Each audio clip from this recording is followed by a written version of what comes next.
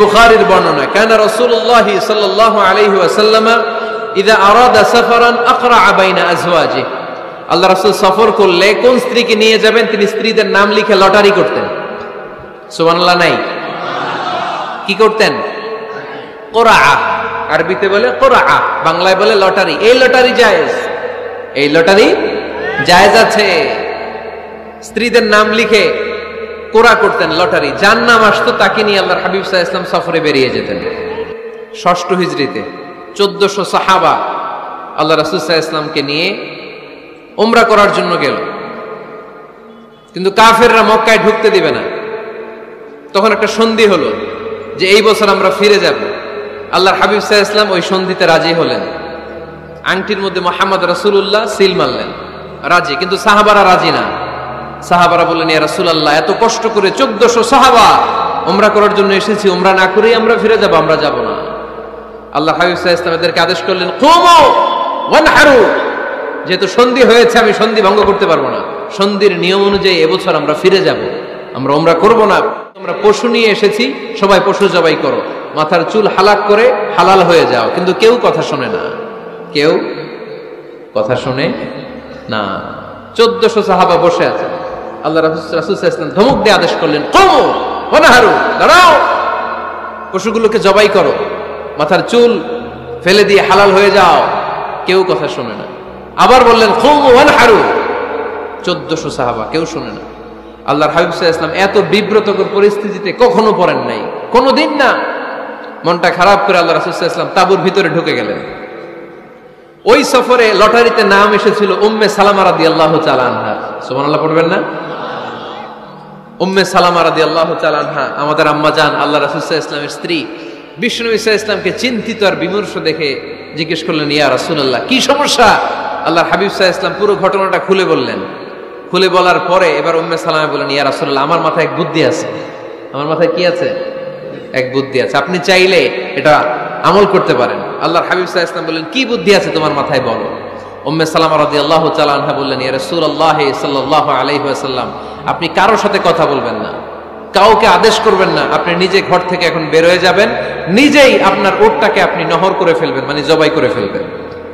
এরপর আপনার চুল যে সাহাবা সব সময় কেটে দেয় তাকে আদেশ করবেন আপনার চুল ফেলে দেওয়ার জন্য, বাকিটা কি হয় নিজেই দেখবেন। সুবহানাল্লাহ পড়বেন না? উম্মে সালামা রাদিয়াল্লাহু তাআলা আনহার পরামর্শ অনুযায়ী আল্লাহর হাবিব সাল্লাল্লাহু আলাইহি ওয়াসাল্লাম তাবু থেকে বের হলেন, নিজ হাতে ছুরি দিয়ে উটকে নহর করলেন। উট জবাই করা যায় না।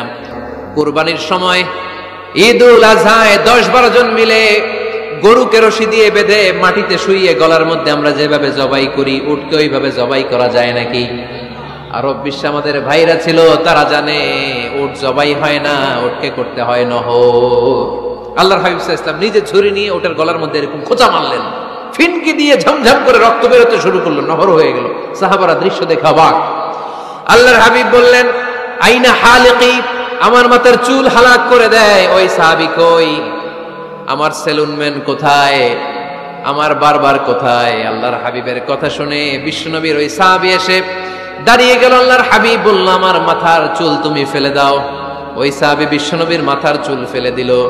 এই দৃশ্য দেখে ১৪০০ সাহাবী ধৈর্য ধারণ করতে পারলো না, দাঁড়িয়ে থাকতে পারলো না। এই দৃশ্য দেখা মাত্র ১৪০০ সাহাবী সবাই দাঁড়িয়ে নিজেদের পশু জবাই করে সবাই নিজেদের মাথা হালাক করে হালাল হয়ে গেল। আওয়াজ করে পড়েন আল্লাহু আকবার। The problem solved. কার পরামর্শে? কার পরামর্শে? স্ত্রীর পরামর্শে। আল্লাহর হাবিব সাল্লাল্লাহু আলাইহি ওয়াসাল্লাম কারোর সাথে কথা না বলে বের হয়ে নহর করলেন, নিজের মাথার চুল ফেলে দিলেন। এই দৃশ্য যখন সাহাবারা দেখলো যে নবী এটা করেছে, আর বসে থাকা যায় না। ৩বার আদেশ করার পরেও আমরা অনেক আবেগ দেখিয়েছি, আর আবেগ নয়, আমার নবী যাই করেছে আমরা তাই করব। ১৪০০ সাহাবা পশু জবাই করা শুরু করে দিল, মাথার চুল ফেলে দিয়ে হালাল হয়ে গেল। আওয়াজ করে পড়েন সুবহানাল্লাহ। তার মানে মাঝে মাঝে নারীদের পরামর্শেরও দরকার আছে না নাই? এজন্য একা একা সিদ্ধান্ত নেবেন না, নারীদের কাছ থেকেও পরামর্শ নেবেন। আল্লাহর হাবিব সাল্লাল্লাহু আলাইহি ওয়াসাল্লাম নারীদের পরামর্শ গুরুত্ব দিয়েছেন। মাঝে মাঝে জুনিয়রদের পরামর্শ নিতে হয়, ছোট্ট বাচ্চাদের পরামর্শ নিতে হয়। ছোট্ট বাচ্চাদেরকে বোকা মনে করবেন না, ছোট্ট ছেলে মেয়েদেরকে বোকা ভাববেন না, ওদের মাথায় বুদ্ধি আছে। মাঝে মাঝে জুনিয়ররা সিনিয়রদেরকে হারায় দেয়, আছে না নাই? আল্লাহর হাবিব সাল্লাল্লাহু আলাইহি ওয়াসাল্লামের একটা বৈশিষ্ট্য ছিল, তিনি কিছু খেলে খাওয়ার পরে বন্টন করলে কোন দিক দিয়ে করতেন? আওয়াজ করে বলেন না। ঠিক একবার তিনি দুধ খেলেন, দুধ খেয়ে বন্টন করবেন, কিন্তু ডান দিকে দাঁড়িয়ে ছিল একটা ছোট্ট ছেলে আর বাঁ দিকে মুরব্বী সাহাবারা।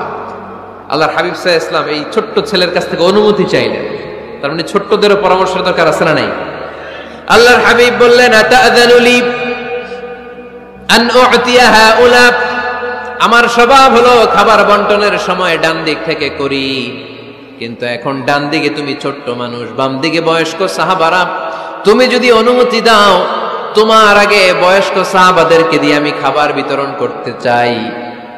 ছোট্ট ছেলেটা বলল, ইয়া রাসূলুল্লাহ লা উসিরু বিনাসিবি মিনকা হাদান, আপনার এই বরকতের জিনিস আমি অন্য কাউরে দিতে চাই না, আমার ভাগেরটা আমি আগে খাইতে চাই, যেহেতু হিসাবে আমি পাই আমার আগে দেন, আমি দিব না। সুবহানাল্লাহ পড়েন। সে যেহেতু রাজি হয় নাই, আল্লাহ রাসূল সাল্লাল্লাহু আলাইহি ওয়াসাল্লাম দিতেও পারে নাই।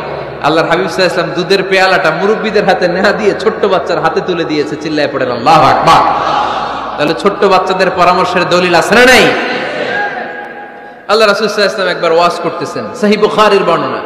আল্লাহর হাবিব সাল্লাল্লাহু আলাইহি ওয়াসাল্লাম বললেন, ইন্না মিনাশ শাজারি শাজারা, এক ধরনের গাছ আছে, লা ইয়াসকুতু ওয়ারাকুহা, যেই গাছের পাতা কোনোদিন ঝরে না, পাতা পড়ে না, একটা গাছ আছে। মাসালুহা কামাসালিল মুসলিম, এই পাতার দৃষ্টান্ত মুসলিমের দৃষ্টান্ত একই।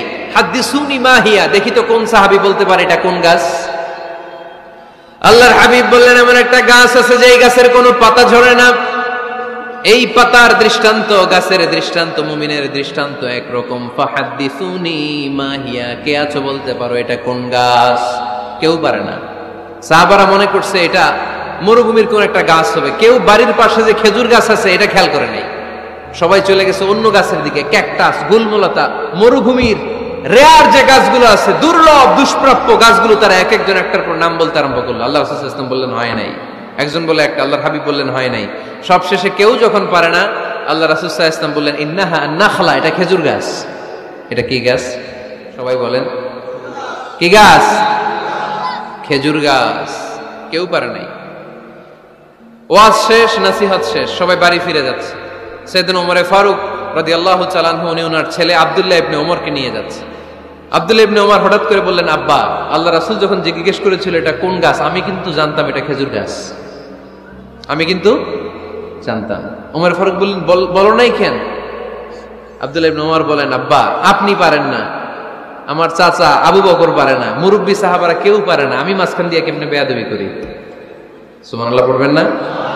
ওমরে ফারুক বললেন, বলো কি, তুমি যদি আজকে বিশ্বনবীর সামনে উত্তরটা দিতে পারতা, আমার ছেলে উত্তর দিতে পেরেছে এটা জেনে আমার বুকটা এত বড় হয়ে যেত। ও আব্দুল্লাহ, কেন তুমি বললা না?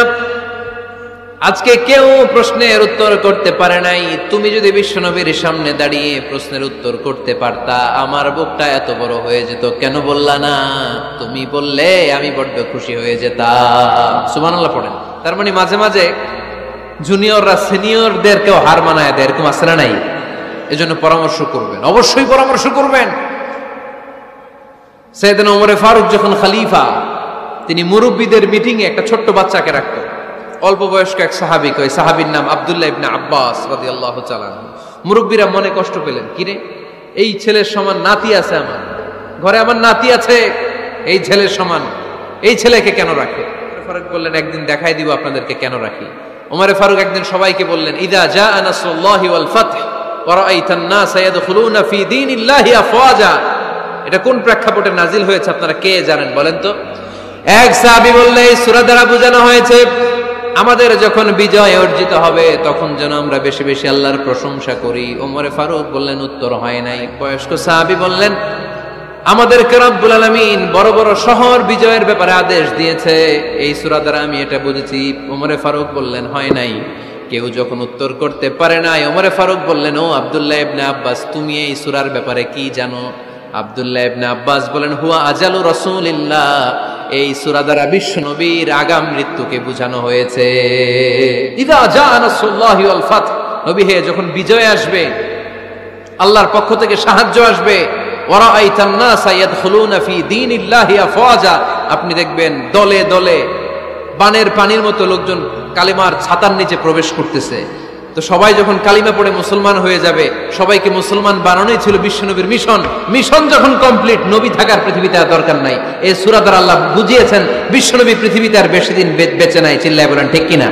ওমর ফারুক ডেকে বললেন, আব্দুল্লাহ মারহাবা, মারহাবান বিকা ইয়া আব্দুল্লাহ ইবনে আব্বাস। ও আব্দুল্লাহ ইবনে আব্বাস, মাশাআল্লাহ তাবারাকাল্লাহ। কেউ সঠিক উত্তর না দিতে পারলেও তুমি সঠিক উত্তর দিয়েছো।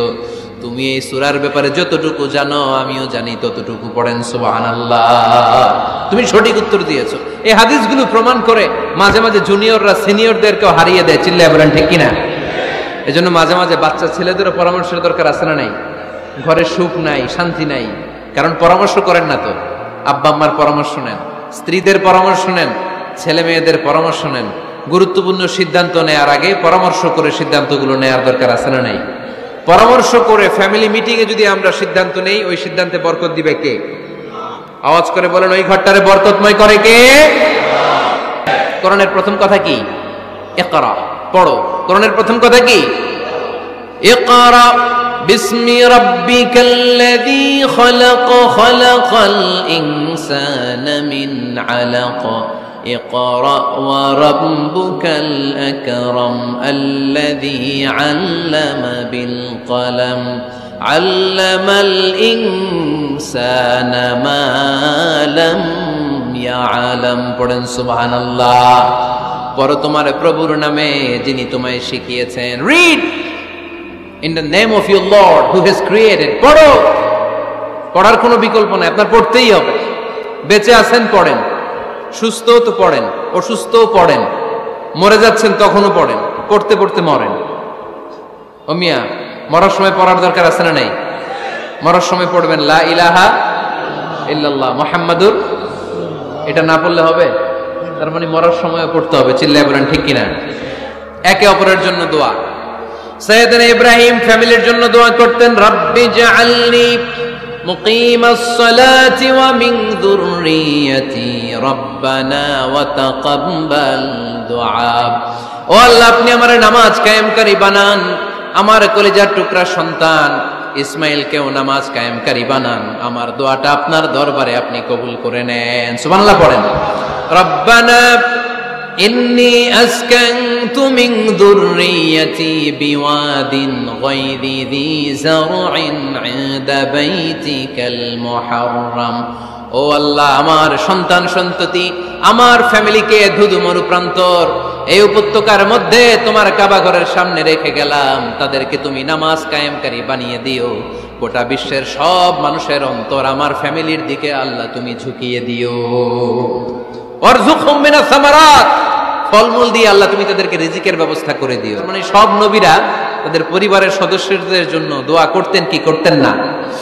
আবার কোরআন আমাদেরকে শিখালো, রব্বানা হাব লানা মিন আজওয়াজিনা ওয়া মিন যুররিয়াতিনা কুররাতা আ'য়ুন ওয়াজআলনা লিল মুত্তাকিনা ইমামা। ও আল্লাহ, এমন নেককার সন্তান, এমন নেককার স্ত্রী আপনি আমাকে দান করেন যাদের দিকে তাকালে আমার চোখ দুইটা ঠান্ডা হয়ে যায়। চক্ষু শীতলকারী স্ত্রী দেন। বিয়ে যাদের হয় নাই, ইয়াং ছেলেরা এই দোয়াটা করবা। বিয়ের জন্য দোয়ার দরকার আছে না নাই? প্রতিদিন এই দোয়া করবা, আল্লাহ এমন স্ত্রী দেন, এমন জীবন সঙ্গিনী আপনি আমাকে দেন, এমন লাইফ পার্টনার দেন যার দিকে তাকালে আমার চোখ জুড়িয়ে যায়। এমন সন্তান আল্লাহ আপনি আমার ফ্যামিলিতে দেন যাদের দিকে তাকালে আমার চোখ দুইটা ঠান্ডা হয়ে যায়। নেককার সন্তান, নেককার স্ত্রী আল্লাহর কাছে দোয়া করে চেয়ে নিতে হয়। তাহলে ফ্যামিলি মেম্বার একে অপরের জন্য দোয়ার দরকার আছে না নাই? বাবা দোয়া করবে ছেলের জন্য, ছেলে করবে বাবার জন্য, মা দোয়া করবে মেয়ের জন্য, মেয়ে করবে মায়ের জন্য, ভাই করবে বোনের জন্য, বোন করবে ভাইয়ের জন্য।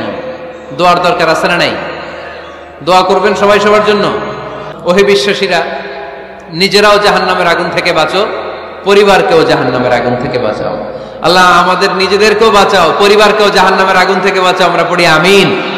আমাদের ফ্যামিলির সবাই আমরা দুনিয়াতে যেমনি একসাথে, জান্নাতেও যেন একসাথে থাকতে পারে আল্লাহ তুমি তৌফিক দান করো। ইন্নাল মালাইকাতা লা তাদখুলু বাইতান ফিহি তামাসিল ওয়া সূরা। যে ঘরে মূর্তি আছে আর ছবি টাঙিয়ে রাখে, ওই ঘরে রহমতের ফেরেশতা প্রবেশ করে না। তো ঘরে যে রহমত নাই, শান্তি নাই, আপনি রহমতের ফেরেশতা ঢোকার ব্যবস্থাই তো রাখেন নাই। এত রহমত নিয়ে আসতে চায় কিন্তু ঢুকতে পারেন না। ওই যে ছবি টাঙায় রাখছেন, খুলে ফেলবেন।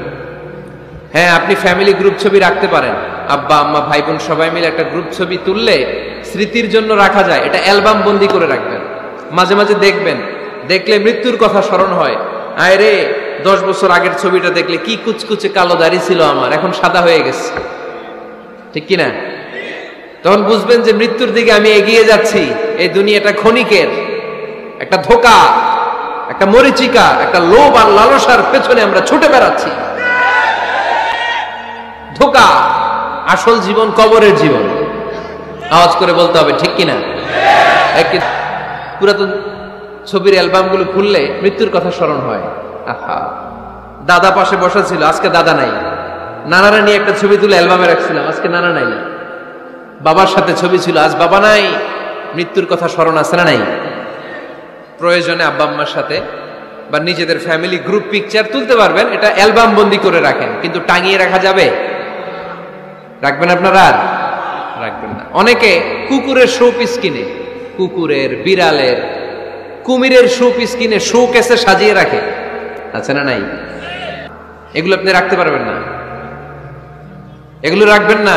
ইন্নাল মালাইকাতা লা তাদখুলু বাইতান ফিহি তামাসিল ওয়া সূরা, যেই ঘরে ছবি টাঙিয়ে রাখা হয়, মূর্তি সাজিয়ে রাখা হয়, আল্লাহর রহমতের ফেরেশতারা ওই ঘরে কঠিন কালেও প্রবেশ করে না। তবে ছোট্ট মেয়েদেরকে পুতুল কিনে দেয়া যায়। কাদেরকে? কথা বলেন। ছোট্ট মেয়েদেরকে দেখবেন, ওরা পুতুলকে বাচ্চার মতো আদর করে, এটার দুধ খাওয়ায়, এটার জন্য রান্না করে, গোসল করায়, আছে না নাই? আম্মা জান আয়েশা রাদিয়াল্লাহু তাআলা আনহা পুতুল নিয়ে খেলা করতেন।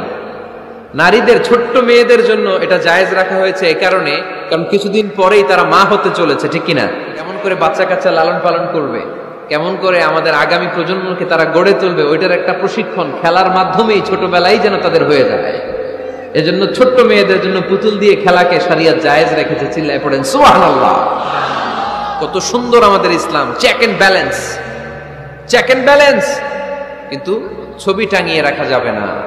কুকুরের শোপিস, কুমিরের শোপিস শোকেসে সাজিয়ে রাখা যাবে, শান্তি আসবে না ঘরে, জাহান্নামের টুকরা হয়ে যাবে ঘর। ঘরের ভেতরে গিটার রাখা যাবে না। গিটার চেনেন? হারমোনিয়াম রাখা যাবে না। ঢোল তবলা, বাজারে ঢোল বাজারে বাঁশি, আছে না নাই? ঢোল রাখতে পারবেন না। বংশী বাজায় কে রে সখী, বংশী বাজায় কে, বংশী রাখা যাবে না। বংশী মানে বাঁশি। এই বাঁশি, ঢোল, তবলা, হারমোনিয়াম, গিটার, এগুলো যদি ঘরে থাকে রহমতের ফেরেশতা ঢুকে না। আল্লাহ হাবিব সাল্লাল্লাহু আলাইহি ওয়াসাল্লাম বলেছেন, বুইস্তু লিউকাসসিরাল মাযামির, ঢোল, বাদ্য, হারমোনিয়াম, তবলা এগুলোকে ভেঙে মাটির সাথে চুরিয়ে দেওয়ার জন্য আমি বিশ্বনবী আগমন করেছি। চিল্লায় বলেন ঠিক কিনা? এজন্য আল্লাহর হাবিব বললেন, ইন্নাল মালাইকাতা লা তাদখুলু বাইতান ফীহি তামাসিল ওয়া সূরা। মুসনাদে আহমদ ইবনে হাম্বলের হাদিস। আল্লাহর রহমতের ফেরেশতারা ওই সমস্ত ঘরে কশিন কালেও প্রবেশ করে না যেই ঘরে ছবি টাঙানো আছে আর আছে মূর্তি। কথা বুঝতে পেরেছেন? তাহলে এগুলো রাখা যাবে না। হিন্দি সিরিয়াল দেখা যাবে না, ঠিক কিনা? এমনও ফ্যামিলি আছে, বাবা ছেলে একসাথে বসে হিন্দি সিরিয়াল দেখে, ইন্ডিয়ান নায়িকাদের কোমর দুলানো ডান্স দেখে, আছে না নাই? সিরিয়ালের জন্য পাগল এদেশের মেয়েরা। আলহামদুলিল্লাহ, এদের মধ্যেও এখন পরিবর্তন হইতেছে। এরা এখন ওয়াজ দেখা শুরু করতেছে, ঠিক কিনা? তার মানে এই তাফসির মাহফিলগুলোর সফলতা আছে না নাই? আছে, আল্লাহর মেহেরবানি। অনেক বোনরা বলে, হুজুর আগে সিরিয়াল দেখতাম, এখন ওয়াজ দেখি। আলহামদুলিল্লাহ করবেন না? হিন্দি সিরিয়াল দেখবেন না, অশ্লীল নাটক দেখবেন না। টেলিভিশনে হিন্দি সিরিয়াল, হিন্দি সিনেমা, অশ্লীল নাটক দেখলে রহমতের ফেরেশতারা ওই ঘরে প্রবেশ করে। তাহলে কি দেখবেন? টিভিতে কি দেখবেন বলেন? হ্যাঁ, খিতা দেখতে হয়, ওয়াজ দেখতে হয়নি। আচ্ছা, টিভিতে আপনারা ইসলামিক প্রোগ্রামগুলো দেখবেন। রমাদানে অনেক ইসলামিক প্রোগ্রাম করে টেলিভিশন চ্যানেলগুলো, এগুলো দেখবেন। সৌদি আরবের সরাসরি লাইভ প্রোগ্রাম, এগুলো দেখবেন। জিওগ্রাফিক্যাল চ্যানেল আছে, দেখবেন। অ্যানিমেলস কিংডম দেখবেন, আফ্রিকার জঙ্গলে কত ধরনের প্রাণী পাওয়া যায়।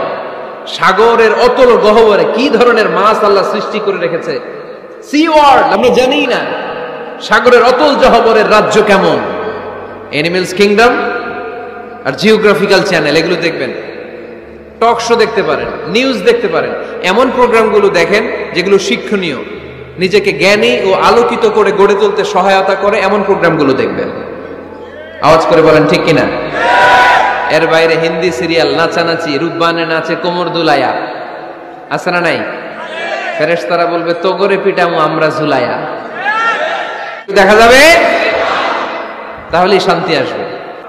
ঘরে মাঝে মাঝে নামাজ পড়বেন, ঘরে মাঝে মাঝে কি করবেন?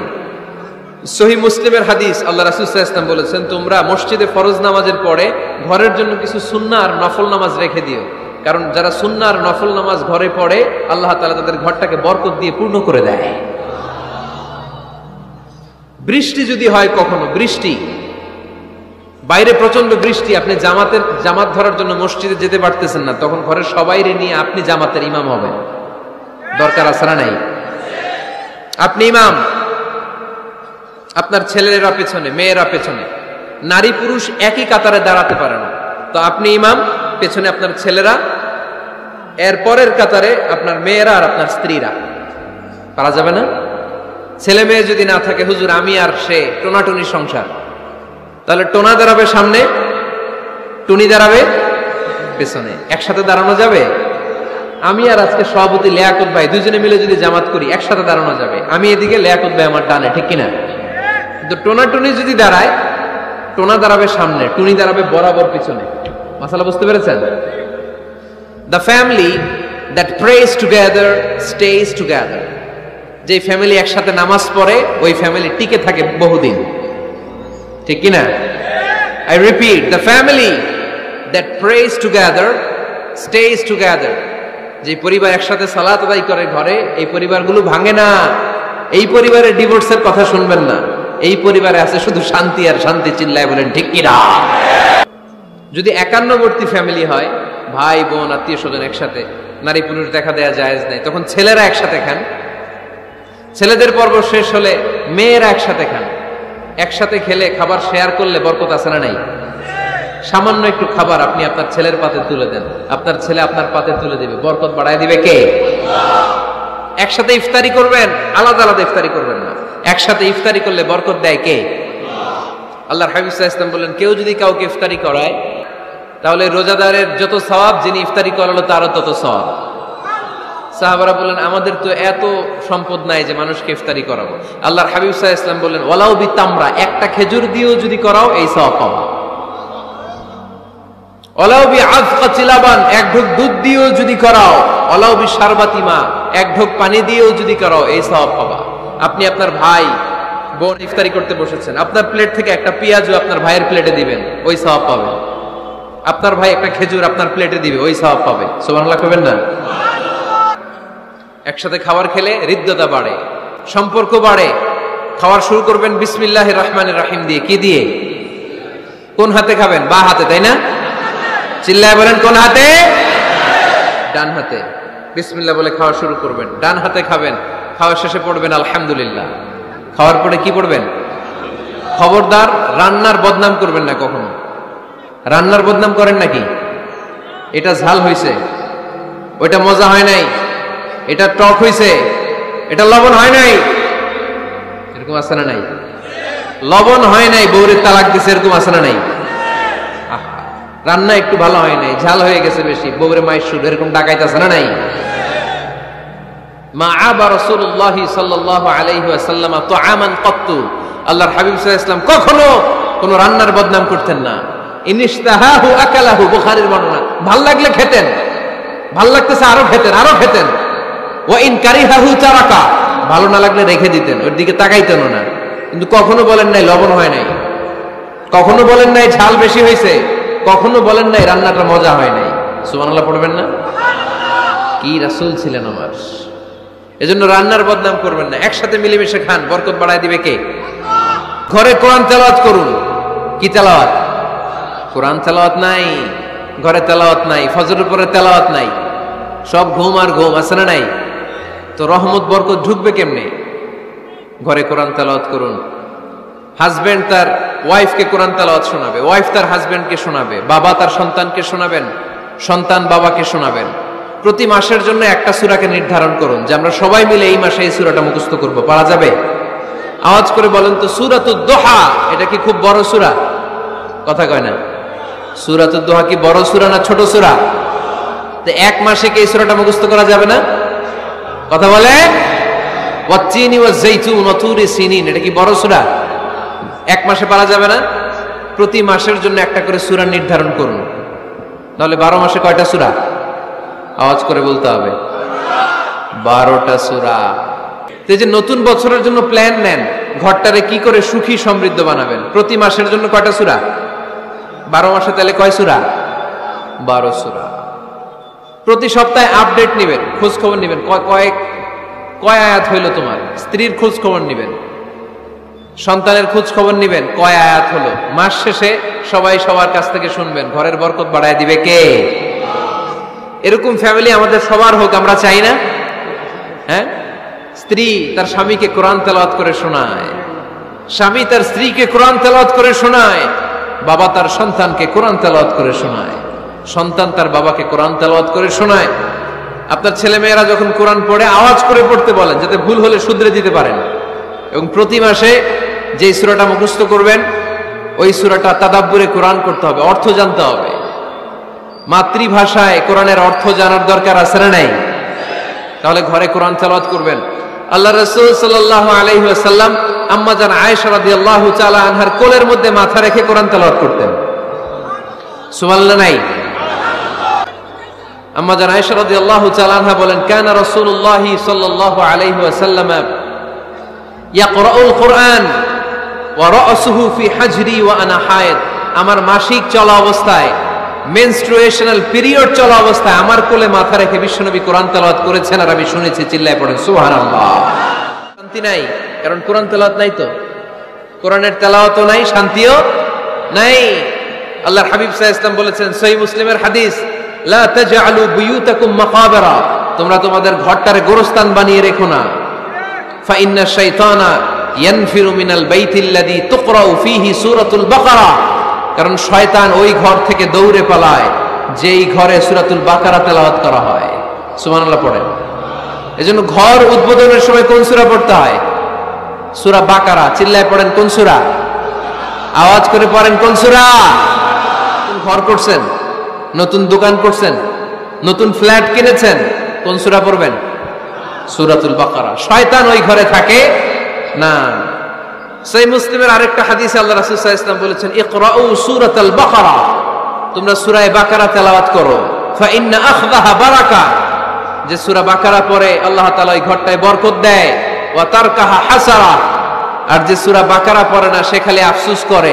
ওয়ালা ইস্তাতিউহাল বাতালা, কোন জিন, কোন পেতনি, কোন ব্ল্যাক ম্যাজিক, কোন জাদু টুনা বান ওই ঘরের কোন সদস্যকে কোনো ক্ষতি করতে পারে না। আবার সূরা বাকারায় একটা আয়াত আছে, কোরআনের সর্বশ্রেষ্ঠ আয়াত।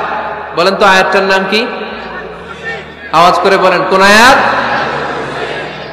আল্লাহর হাবিব সাল্লাল্লাহু আলাইহি ওয়াসাল্লাম বললেন, মান ক্বারা আয়াতাল কুরসি দুবুরা কুল্লি সালাতিন মাকতুবা, প্রত্যেক ফরজ সালাতের পরে যে ব্যক্তি আয়াতুল কুরসি পড়বে তার জান্নাতে যাওয়ার ব্যাপারে আর কোনো বাধা থাকবে না। একটা মাত্র বাধা ছাড়া, সেটা হচ্ছে মরণ। লোকটা মরে না তাই জান্নাতে যায় না, মরলেই জান্নাতি। আওয়াজ করে পড়েন আল্লাহু আকবার। এখন কোরআনের তেলাওয়াত নাই, কোরআন আমরা শিখাতে চাই না, আছে না নাই? আমরা এখন ধর্মপ্রাণ হয়েছি কোরআন ছাড়া। কি ছাড়া? প্রতিদিন ফজরের পরে আমার ঘর থেকে কোরআন তেলাওয়াত হোক, আমরা চাই কি চাই না? ঘরে সুখ সমৃদ্ধি আর শান্তি আসার মাধ্যম হচ্ছে কোরআন তেলাওয়াত করা। ঘরে কোরআন তেলাওয়াত বাড়ায় দেন, ঘরে শান্তি বাড়ায় দিবে কে? আউটিং এ যান, মাঝে মাঝে ফ্যামিলি ট্যুরে যান। কুল সিরু ফিল আরদ সুম্মা আনজুরু কাইফা কানা আকিবাতুল মুকাজ্জিবিন, জমিনে ঘুরে বেড়াও আর দেখো মিথ্যাবাদীরা পৃথিবীতে কি করেছে আর তাদের সাথে আমি কি আচরণ করেছি। ঠিক কিনা? সুযোগ হলে মিশরে যান, ফেরাউনের লাশ দেখে আসেন। কারুনের বাড়িতে যান, ধ্বংসস্তূপ দেখে আসেন। পারলে জর্ডানে যান, মৃত সাগর দেখে আসেন। সমকামিতার কারণে লূত আলাইহিস সালামের কওমের লোকদেরকে আল্লাহ জমিন থেকে উঠে একটা আঘাত করেছেন জমিনে, ফাজআলনা আলিয়াহা সাফিলাহা, জমিনের উপরের মাটিকে আমি নিচে ঢুকিয়েছি, নিচের মাটিকে আমি উপরে ঢুকিয়েছি, উপর থেকে শিলা আর প্রস্তর বৃষ্টি নাজিল করে পুরো জমিনটারে আমি মেসাকার করে দিয়েছি। ওইখানে এখন ডেড সি, লোহিত সাগর, মৃত সাগর, ওখানে কোনো মাছ জন্মায় না, কোনো কাঁকড়া জন্মায় না, ব্যাঙ জন্মায় না, কিচ্ছু জন্মায় না। লবণের ডেনসিটি, ঘনত্ব এত বেশি, ওখানে কোনো মানুষ ডুবেও না। গজবের জায়গা, সুযোগ হলে দেখে আসেন। টাকা পয়সা ভালো থাকলে সময় হলে প্রায় ফ্যামিলি মেম্বারদেরকে নিয়ে উমরায় যান। কই যাবেন? উমরায় যান। আপনারা একজন জার্মানি দার্শনিক আছে কার্ল মার্কস, নাম শুনে থাকবেন, শুনছেন না? উনি অনেক গবেষণা করে পাইলেন মানুষ হচ্ছে পেট সর্বস্ব জীব, মানে মানুষের পেট ঠান্ডা তো দুনিয়া ঠান্ডা। উনি গবেষণা করে পাইছে মানুষের পেট ঠিক তো সব ঠিক। উনার পরে আরেক দার্শনিক আসলো, ওনার নাম হচ্ছে ভ্লাদিমির লেনিন, উনার বাড়ি হচ্ছে রাশিয়া, উনি রাশিয়ান স্কলার, ফিলোসোফার। উনি এসে বললেন না, মানুষের পেট সমস্যা বড় সমস্যা নয়, মানুষের আসল সমস্যা হচ্ছে যৌন সমস্যা, সেক্স সমস্যা। মানুষের সেক্স ঠান্ডা তো সব ঠান্ডা। চার্লস ডারউইন, ইংল্যান্ডের আরেক দার্শনিক, উনি এসে বললেন তারা দুজন যা বলছে সব ভুল বলছে, মানুষের পেটের সমস্যা আসল সমস্যা না, মানুষের সেক্স সমস্যাও আসল সমস্যা না। আসলে মানুষ মানুষই না, মানুষ হলো বান্দর। মানুষ কি? বানর থেকে সময়ের বিবর্তনে, কালের বিবর্তনে বানরগুলো মানুষ হয়ে গিয়েছে। মাথার তার যদি একটু ঢিলা হয়, যা হয় আর কি। তাহলে একদল বলে মানুষের পেটের সমস্যা বড় সমস্যা, আরেক বুদ্ধিজীবীরা বলে মানুষের খাদ্যের সমস্যা বড় সমস্যা, কেউ বলে যৌন সমস্যা বড় সমস্যা, আরেক আবাল বলে মানুষ মানুষ না, মানুষ হলো বান্দর। আল্লাহ বলে একটাও ঠিক কইতে পারে নাই, ঠিক কি না? আল্লাহ বলে মানুষ তাদের পেটের সমস্যা বড় সমস্যা নয়, মানুষের যৌন সমস্যা বড় সমস্যা নয়, কশিন কালেও মানুষ বানর নয়, মানুষকে আমি আল্লাহ নিজ তত্ত্বাবধানে তৈরি করেছি। মানুষ হলো আশরাফুল মাখলুকাত। মানুষ কি? আশরাফুল মাখলুকাত, গোটা সৃষ্টিকুলের মধ্যে সেরা। এজন্য নূরের ফেরেশতাও মানুষকে সেজদা দিতে বাধ্য হয়েছে। চিল্লা এখন ঠিক কি না? তুমি মাটির আদমকে প্রথম সৃষ্টি করিয়া ঘোষণা করিয়া দিলে শ্রেষ্ঠ বলিয়া, তাই তো নূরের ফেরেশতা করে আদমকে সেজদা, ঠিক কি না? তাই তো নূরের ফেরেশতা করে আদমকে সেজদা, সবার চেয়ে সম্মান দিলে মাটির আদমকে। পড়েন আল্লাহু আল্লাহু তুমি জাল্লে জালালুহু, শেষ করা তো যায় না গে তোমার গুণগান। আল্লাহু আল্লাহু, সুবহানাল্লাহ পড়েন। আল্লাহ বলেন পেটের সমস্যা সমস্যা, কিন্তু আসল সমস্যা না। মানুষের যৌন সমস্যা বড় সমস্যা, কিন্তু আসল সমস্যা না। মানুষ বানর নামের প্রজাতির ভেতর দিয়ে মানুষ হয় নাই, মানুষকে আমি নিজে তৈরি করেছি, মানুষকে আমি আশরাফুল মাখলুকাত বানিয়েছি। সুবহানাল্লাহ। বুখারীর বর্ণনা, লাম্মা খালাকাল্লাহু আদম ওয়া কানা তুলুহু 60 যিরাআন, আল্লাহ যখন সাইয়েদনা আদমকে তৈরি করলেন 60 হাত লম্বা করে তৈরি করলেন। কয় হাত? আপনি কয় হাত? আমি কয় হাত? আমরা কয় হাত? কিন্তু আদম ছিল কয় হাত? সুবহানাল্লাহ কইবেন না? আপনারাও যখন জান্নাতে প্রবেশ করবেন, বুখারীর ওই বর্ণনাতে এসেছে মানুষরা যখন জান্নাতে প্রবেশ করবে প্রতিটা মানুষ 60 হাত লম্বা হয়ে প্রবেশ করবে। এই দুনিয়াতে দাড়ি রাখার জন্য বিশ্বনবী আদেশ করেছেন, কিন্তু জান্নাতে যারা যাবে এদের দাড়িও থাকবে না, মোছও থাকবে না, গায়ের মধ্যে পশমও থাকবে না। সুবহানাল্লাহ বাড়ি দিয়ে গিয়া চিৎকার করে পড়েন আল্লাহু আকবার। তার মানে মানুষ হলো আশরাফুল মাখলুকাত, গোটা বিশ্বের মধ্যে সেরা। আল্লাহ বললেন আদমকে আমি নিজ হাতে তৈরি করেছি। লাম্মা খালাকাল্লাহু আদম ওয়া কানা তুলুহু 60 যিরাআন, 60 হাত লম্বা করে আদমকে বানিয়েছি। আদমকে সব সৃষ্টির মধ্যে শ্রেষ্ঠত্বের মানদণ্ডে উন্নীত করে আদমকে আমি আশরাফুল মাখলুকাত বানিয়েছি। সুবহানাল্লাহ। আমরা আশরাফুল মাখলুকাত, ভালো লাগে না শুনতে? আমরা হচ্ছি খলিফাতুল্লাহি ফিল আরদ, ইন্নী জাইলুন ফিল আরদি। আল্লাহ বলেন আমি দুনিয়াতে আমার আদেশ বাস্তবায়নের জন্য, লি ইজরাই আহকামিল্লাহি ওয়া তানফিযি আওয়ামিরিল্লাহ, আল্লাহর আদেশ আল্লাহর নিষেধ জমিনের বুকে পালন করার জন্য মানুষকে আমি খলিফা বানিয়েছি। কার কথা? চুরি করলে হাত কেটে দাও, কার আইন? নাকি মাননীয় প্রধানমন্ত্রী শেখ হাসিনার আইন? এই দেশের বানানো আইন। চুরি করলে হাত কাটো, কথাটা কার? السارق والسارقة فاقطعوا أيديهما جزاء بما كسبا نكالا من الله والله عزيز حكيم. If anyone steal something very precious from the society, the government should cut down his right hand. দামি কিছু চুরি করলে এটা সাক্ষীর দ্বারা সাব্যস্ত হলে গভর্নমেন্টের উচিত তার ডান হাতটা এক কোপ মেরে কেটে দেয়া। কার কথা? বানু মাখজুমিয়া গোত্রের এক মেয়ে মদিনাতে চুরিতে ধরা পড়ল। অনেক বড় ফ্যামিলির, ডিগনিফাইড শিল্পপতির মেয়ে। সাহাবারা বলল, এই মেয়ের হাত যদি বিশ্বনবী মদিনায় কেটে দেয়, মদিনাতে তো মারামারি লেগে যাবে। কে বলবে বিশ্বনবীর কাছে যে সুপারিশ করার ক্ষমতা কারো নাই? বিশ্বনবীর পালক পুত্র ওসামা বিন জায়েদ ইবনে হারেসা, তার ছেলে ওসামা পালক পুত্রের ছেলে, তাকে বিশ্বনবী বড্ড ভালোবাসতো। তার উপাধি হলো হুব্বু রাসূলিল্লাহ, বিশ্বনবীর ভালোবাসা। সবাই বলল, ওসামা আমরা যে বলতে পারবো না, তুই যে নবীরে সুপারিশ কর। ও নবী, যদিও চুরি করেছে মেয়েটা, সাব্যস্ত হয়েছে, কিন্তু আপনি মাফ করে দেন, হাত কেটে দিয়েন না। ওসামা যে বলে, নবী হাত কেটে দিয়েন না। বিশ্বনবীর চেহারাটা আগুনের গোলার মতো লাল হয়ে গেল। বিশ্বনবী বললেন, ওসামা এটা আল্লাহর আইন, সুপারিশ করার সাহস তোর বুকের ভিতরে দিল কে? কে দিয়েছে স্পর্ধা? লাউ আন্না ফাতিমা বিনতে মুহাম্মদ সারাকাত লাকাতা মুহাম্মাদুন ইয়াদাহা। এই মেয়ে তো দূরের কথা, আমার কলিজার টুকরা, নয়নের পুটুলি, জান্নাতি নারীদের সর্দারানী আমার মেয়ে ফাতেমাও যদি চুরিতে ধরা পড়ে, আমি তলোয়ারটা বের করে ফাতেমার হাত কেটে দিতে এক সেকেন্ডও দেরি করব না। কারণ আইনটা কার? চিল্লায় বলেন কার? এজন্য বাংলাদেশের চুরি চামারি আছে না নাই? হাজার হাজার কোটি টাকা উধাও হয়ে যায়, আছে না নাই? আমাদের মাননীয় প্রধানমন্ত্রী যদি এই নিয়ম করে দেয়, যারাই চুরি করবে হাত কেটে দেয়া হবে। বাইতুল মুকাররমের স্কয়ারের সামনে হাত কেটে দেয়া হবে। আর প্রতিটা চ্যানেল লাইভ ব্রডকাস্ট করবে, এটা সরাসরি সম্প্রচার, আমরা সবাই দেখব কেমনে চোরদের হাত কাটে। এই নিয়ম যদি আমাদের মাননীয় প্রধানমন্ত্রী করে দেয়, দেশে আর চোর খুঁজে পাওয়া যাবে? কথা কন। তবে এই চোর লাউ চোর, ডাইল চোর, মুরগি চোর না, যারা হাজার কোটি টাকা মেরে দেয়। এক সিগনেচারে দেশের 10,000 কোটি টাকা নাই, চিল্লায় বলো ঠিক কিনা? এই চোরদের বিচার যদি করা যেত, তাহলে এই দেশে আর দুর্নীতি থাকতো না।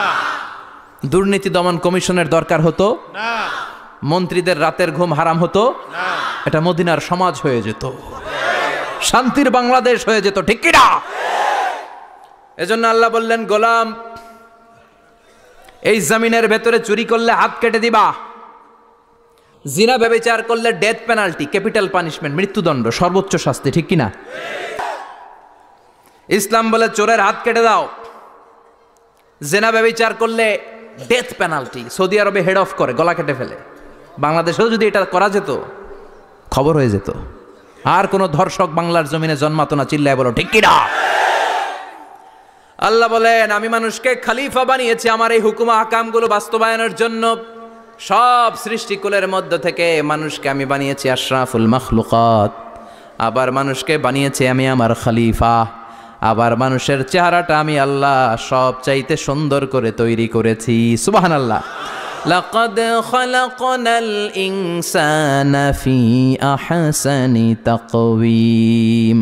আমি মানুষের চেহারাটা সব চাইতে চমৎকার অবয়ব দিয়ে তৈরি করেছি রে গোলাম। সুবহানাল্লাহ। পৃথিবীতে যত প্রাণী আছে সব সৃষ্টির মধ্য থেকে আমাদের সৃষ্টিটা সুন্দর না? আপনি হিউম্যান অ্যানাটমি নিয়ে যদি গবেষণা করেন, কেমনে আল্লাহ আমাদের এখানে হার্ট দিলেন, লাঞ্চ দিলেন, হ্যাঁ, তারপরে 206টা হাড্ডি দিলেন, হাড্ডিগুলো আবার ব্যান্ড করা যায়, দেখছেন? বাঁকা করা যায় না? এটা বাঁকা করা যায়। বাঁকা না করলে আপনি খাইতে পারতেন? ক্রিকেট যারা খেলো, পেস বল করতে পারতা? স্পিন বল, হ্যাঁ, অফিস স্পিন, লেগে স্পিন, কয় হুজুরও জানে কেমনে রে, তোর থেকে শিখছি বেটা। তো এই যে ছেলেপেলারা এরকম অফ স্পিন করে, লেগ স্পিন করে, এগুলো হচ্ছে আল্লাহর দেয়া কারিশমা। হাত ঘুরানো যায়। আল্লাহ যদি এটাকে এরকম ব্যান্ড করার সুযোগ না দিতেন, করতে পারতাম? আবার এইখানেও বাঁকা করার সুযোগ আছে না নাই? এইখানেও আছে না নাই? আবার এইখানেও আছে না নাই? কত কাজ। বাজার করে যখন বাজারের ব্যাগ যখন নিয়ে আসেন, কোথায় ধরে রাখেন? আঙ্গুলে ধরে রাখতে হয়। ক্যারাম যখন খেলো, কি দিয়ে টোকা মারো? সুবহানাল্লাহ কয় না পোলাপান? আহা, কত খেলার সিস্টেম আল্লাহ দিলেন। আবার ক্রিকেটের মধ্যে 2 আঙ্গুল তুললে কি ওই যে সব মুখস্থ। আবার এক আঙ্গুল তুললে কি দেখছেন ঘটনা, আউট। কত কাজ এই আঙ্গুল দিয়ে, এই আঙ্গুলগুলোর বাঁকা করার, বেন্ড করার ক্ষমতা আমাদেরকে দিয়েছে কে? আল্লাহ। এজন্য আল্লাহ বললেন লাকাদ খলাকনাল ইনসানা ফি আহসানি তাকওয়িম, আমি মানুষের চেহারাটা সব চাইতে সুন্দর করে তৈরি করেছি। মানুষ সুন্দর, আমাদের চোখ সুন্দর না মিয়া? আমাদের চোখও যদি সুন্দর হতো তাইলে আমরা বুঝতাম মানুষগুলো কত সুন্দর। আমরা মনে করি ধলা হইলেই সুন্দর, কয় ধলা ধলা এটা সুন্দর, ডাকাইত, এগুলো ডাকাত। একটা মানুষের চেহারা স্কিন যদি কালো হয় এর মধ্যে একটা সৌন্দর্য আছে না নাই?